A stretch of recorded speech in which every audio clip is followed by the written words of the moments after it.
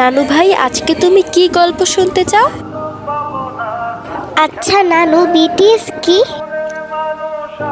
BTS? কি হলো নানু, চুপ হয়ে গেলে কেন? বলো না বিটিএস কি? বিটিএস নামটা খুব চেনা চেনা লাগছে, কিন্তু মনে করতে পারছি না। কে এই বিটিএস? কেন মনে পড়ছে না? নানু, তা নানু ভাই, তুমি এই নামটা কোথায় পেলে? কোথাও না নানু, তোমার রুমের একটা বইয়ের মধ্যে এই নামটা লেখা দেখলাম, আর সাথে একটা ছবি। ছবিটা কোথায়? ছবিটা তো আমার সাথেই ছিল, কিন্তু কোথায় রেখেছি সেইটা তো মনে পড়ছে না নানু। আচ্ছা নানু ভাই, ছবিটা দেখতে কেমন ছিল? ছবিতে অনেকগুলো সুন্দর দেখতে ছেলে ছিল, আর মনে হয় 7টা ছেলে ছিল। 7টা ছেলে ছিল? চোখের সামনে কেমন যেন সবকিছু হালকা ভেসে উঠছে।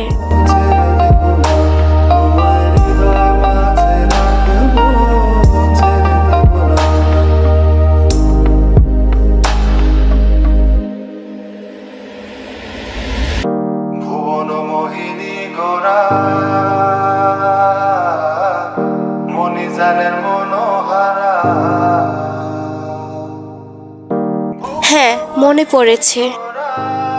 তাহলে বলো নানু, বিটিএস কি? বিটিএস হলো এমন একটা জিনিস যেখানে ছিল 7টা রাজা আর তাদের ছিল কোটি কোটি প্রজাপতি। সেই কোটি কোটি প্রজাপতিগুলোর মধ্যে আমিও ছিলাম একজন। তাদেরকে নিয়ে আমরা কতই না স্বপ্ন দেখতাম। তাদেরকে আমরা আমাদের জীবনের থেকেও বেশি ভালোবাসতাম। তারপর সেই 7 রাজার প্রজাপতিদেরকে আর্মি বলা হতো। আর্মিরা তাদেরকে ভালোবেসে জামাই বলে ডাকতো। তাদেরকে বিয়ে করতে চাইতো, তাদের সাথে সংসার করতে চাইতো। তারপর একদিন 7 রাজা তাদের কোটি কোটি প্রজাপতিদের মন ভেঙে চলে গেল। তারপর বিটিএস মেম্বাররা তাদের ব্যক্তিগত জীবনে ব্যস্ত হয়ে গেল, আর আর্মিরাও যে যার জীবন নিয়ে ব্যস্ত হয়ে পড়ল। ও, তাহলে এটাই বিটিএস নানু? হ্যাঁ নানু ভাই। জীবনটা কি অদ্ভুত, তাই না? কোথা থেকে সময় চলে যায় কেউ বুঝতেই পারে না।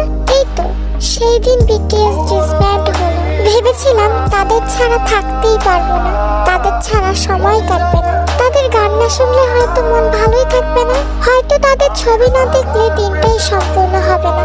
এই তো সেদিনই বিটিএসরা ডিসব্যান্ড হওয়ার জন্য কতই না কান্নাকাটি করলাম। ভেবেছিলাম তাদের ছাড়া বাঁচতেই পারবো না, অথচ এই দেখো, এখন তাদের কথা আমার মনেই পড়ে না। তাদেরকে তো আমি ভুলে গিয়েছিলাম, মনেই ছিল না তারাও আমার এক সময়ের ভালোবাসা ছিল। আজকে যদি নাতনি আমাকে না মনে করিয়ে দিত, হয়তো আমার মনে পড়তো না। কিন্তু মনে না পড়লেও তাদেরকে তো কখনো ভোলা যায় না। তারা তো ভোলার মতো মানুষ ছিল না। তারা যদি শুধুমাত্র ভালোবাসার মানুষ হতো, তবে তাদেরকে আমি সহজেই ভুলে যেতে পারতাম। কিন্তু তারা আমাদেরকে মায়া লাগিয়ে গেছে, যেই মায়া কখনোই তাদেরকে ভুলতে দেবে না। আজ এতগুলো বছর